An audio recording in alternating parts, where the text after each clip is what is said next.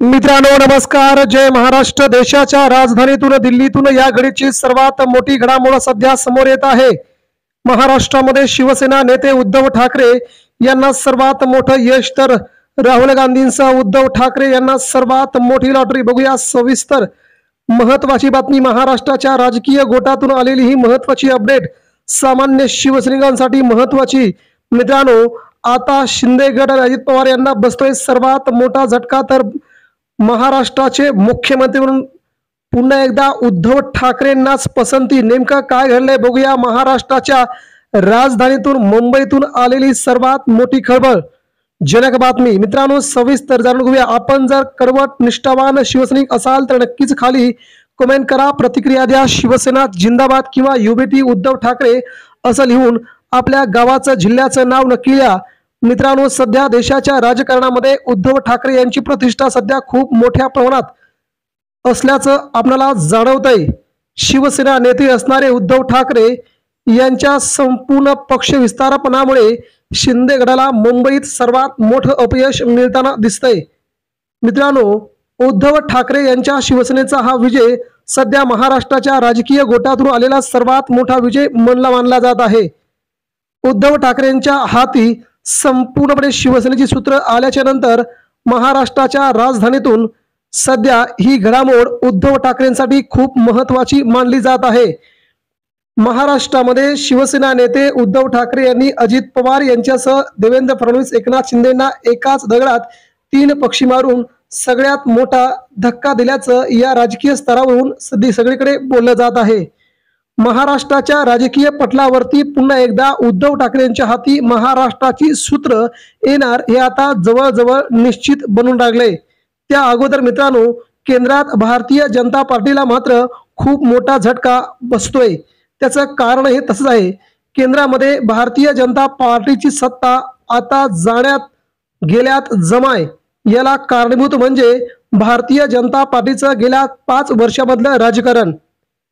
नरेंद्र मोदींसह गृहमंत्री अमित शहा यांना देखील सर्वात मोठा झटका बसतोय. उद्धव ठाकरे आणि राहुल गांधींनी खूप मोठं प्लॅनिंग करत केंद्रातील सरकार खूप मोठ्या झटक्यात घालवण्यास सुरुवात केली.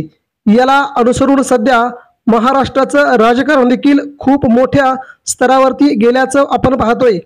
मित्रांनो, भारतीय जनता पार्टीने गेल्या काही महिन्यांपासून देशात, महाराष्ट्रात ज्या प्रकारचं राजकारण केलंय त्या राजकारणाचा वीट आल्याचं बहुतांश राजकीय पक्ष बोलत आहेत.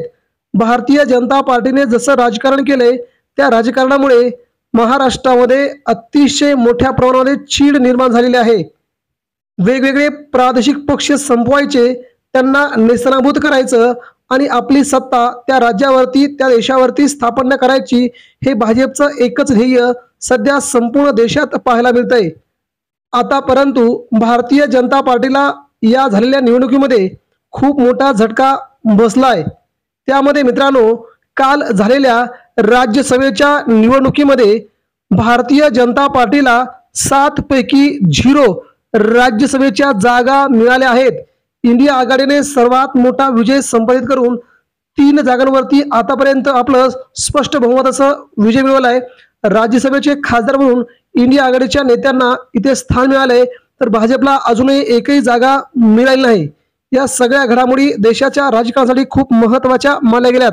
कारण की भारतीय जनता पार्टीसोबत असलेले बहुतांश पक्ष आता त्यांच्यासोबत जायला तयार नाहीत. आम्हाला भाजपसोबत नको अशी त्यांची स्पष्ट भूमिका सध्या समोर येत आहे. या भूमिकेमुळे भारतीय जनता पार्टीला गेल्या 12 ते 13 वर्षापासून केंद्रामध्ये असलेली सत्ता आता जाण्यास सुरुवात झाली आहे. भारतीय जनता पार्टीचे 230 खासदार निवडून आले होते, परंतु त्यांच्याच पक्षातील आता उभी फूट सध्या पाहायला मिळते. भारतीय जनता पार्टीमध्ये नरेंद्र मोदींसह अमित शहा यांचा एक गट, RSSचा एक गट, अशा प्रमाणे 2 गटामध्ये विभागणी. नितीन गडकरी हे देखील देशाचे पुढील पंतप्रधान होऊ शकतात असं भाजपच्या काही नेत्यांना वाटतंय. त्यामुळे आता सध्या भाजपा कोणती भूमिका घेते ते पाहावं लागेल. सध्या तरी मात्र भाजपसाठी हे नक्कीच खूप मोठं टेन्शन वाढवणारी बातमी आहे. उद्धव ठाकरेंकडे भारतीय जनता पार्टी खूप आशेने पाहू लागली आहे. जेव्हा केंद्रातील सत्ता जाते तेव्हा एकमात्र विषय असतो तो म्हणजे उद्धव ठाकरे कोणाच्या बाजूने जाणार. हा महत्त्वाचा विषय सगळीकडे गणला जातो। मात्र उद्धव ठाकरेंना भाजप आता जवळ करू लागले आहे।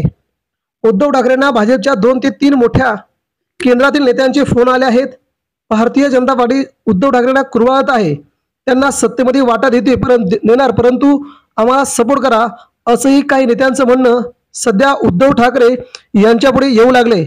मित्रांनो, केंद्रातील नितीश कुमारांची सत्ता बिहारमधून जाते, बिहार हातातून जातोय, त्याचवेळी चंद्रबाबू नायडू यांची सत्ता जाते, त्यामुळे केंद्रात भाजपला मोठा झटका बसतोय। भारतीय जनता पार्टी स्वतःहून या सगळ्या मुख्यमंत्र्यांना खाली खेचण्याचा प्रयत्न करते, यांना सत्तेच्या खाली खेचते, जेणेकरून आगामी काळामध्ये त्या राज्याचा मुख्यमंत्री आपला पक्ष व्हावा, ही भाजपची भूमिका आहे। महाराष्ट्रात देखील भाजपने तेच केलं होतं। गेल्या 2 पंचवार्षिक योजनांमध्ये उद्धव ठाकरेंचे 2014ला 24 आमदार पाडले। जर पाडले नसते तर उद्धव ठाकरेंचे आमदार जवळजवळ 80 ते 90 आमदार उद्धव ठाकरेंचे आले असते आणि तेव्हा उद्धव ठाकरेंना मुख्यमंत्री दिलं गेलं असतं। 2019 देखील त्याच प्रकारे राजकारण घडलं। उद्धव ठाकरेंचे 46 ठिकाणी भाजपने आमदार पाडले आणि उद्धव ठाकरेंची शिवसेना सत्तेमध्ये 1 नंबरचा पक्ष बनू नये ही भाजपने खबरदारी घेतली। तशाच प्रकारचं राजकारण आता देशातील वेगवेगळ्या पक्षांबद्दल भारतीय जनता पार्टी करू लागली आहे। हेच राजकारण आता सर्वांना आवडत नाही। नितीश कुमार असतील, चंद्रबाबू नायडू असतील, मोठमोठे राजकीय पक्ष असतील, यांना आता भारतीय जनता पार्टीचं राजकारण विकोपाला गेलंय। त्यांच्यासोबत राहिलो तर आपले पक्ष संपतील असं सध्या त्यांना वाटतंय। पक्षामध्येच 2 गट पाडण्यात भारतीय जनता पार्टी माहिर आहे, त्यामुळे पुढचं एकनाथ शिंदे होण्याच्या अगोदरच हे सगळे पक्ष तयार झाले आहेत। आता भारतीय जनता पार्टीला नवीन बाजूला सारून नवीन सत्तांतर देशात होणार का, याकडे सगळ्यांचं लक्ष लागलंय।